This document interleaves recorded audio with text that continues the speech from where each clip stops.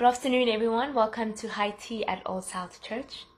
I am Ngoepe, and I will be talking to you today about spiritual practices. So I just graduated from grad school last May, and my concentration was in psychology and religion. And so today I wanted to share with you some thoughts on prayer. It seems we're having a very prayerful week. And so some thoughts from two psychoanalysts whose work I came to enjoy, and thought to share some of their thoughts with you as they really helped me deepen and understand my prayer life a bit better. The first is Anne Ulanoff, who is the psychiatry and religion professor at Union Theological Seminary, where I went to school. I unfortunately just missed her as she retired 2 years before I got there. And the second is Otto Rank, who was an Austrian psychoanalyst who lived in the early 1900s. And so to start off with Anne Ulanoff.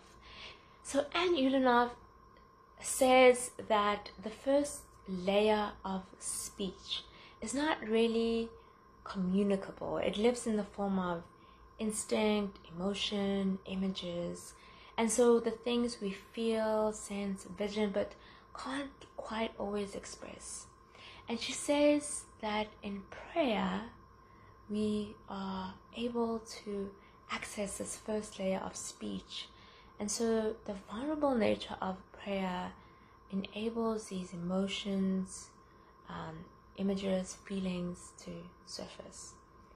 And to use her exact words, she says, in the act of prayer, we find personal images that keep running through our minds, bits of the day that just ended, or our more remote past, a quarrel or an irritation, a grey feeling that reminds us of childhood.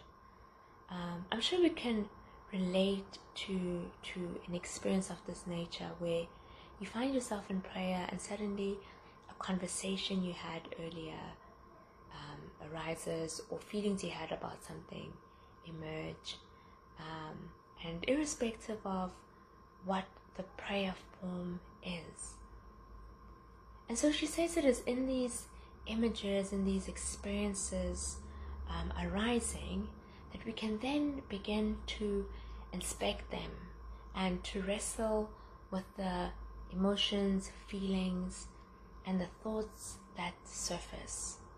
We are finally enabled to face, to acknowledge, to confront, to admit those hard feelings, whether it's doubt or pain, confusion, satisfaction, disappointment, excitement, about ourselves and others, allowing us to act differently, and so allowing us to do things like, unashamedly asking for healing, or sharing pain and sorrow, or expressing a joy to someone.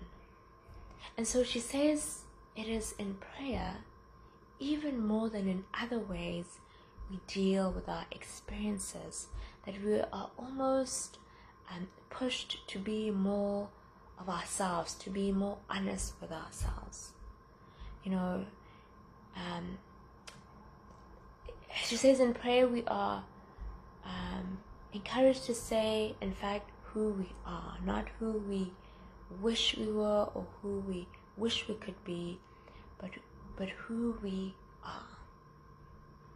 And Otto Rank expands on this and speaks about the creative potential of prayer, and also reiterates that higher forms of language exist not so much in communication, but rather in prayer, in song, in poetry, and says specifically of prayer that it's similar to early forms of speech.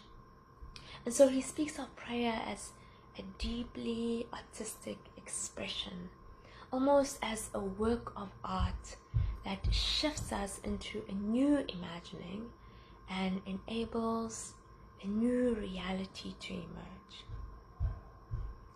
And so through the voices of these two psychoanalysts, we are challenged by the notion that we come from every moment of prayer transformed, and that prayer is a language of deeply artistic expression, enabling us to connect with our deepest feelings, our deepest experiences, and enabling us to face reality and to reimagine new possibilities and to shape and transform this world. And so I encourage you to explore your prayer life in whatever shape or form over the next coming weeks. Thank you for joining with us today, and see you again next week, and hope you have a prayer-filled weekend. Thank you.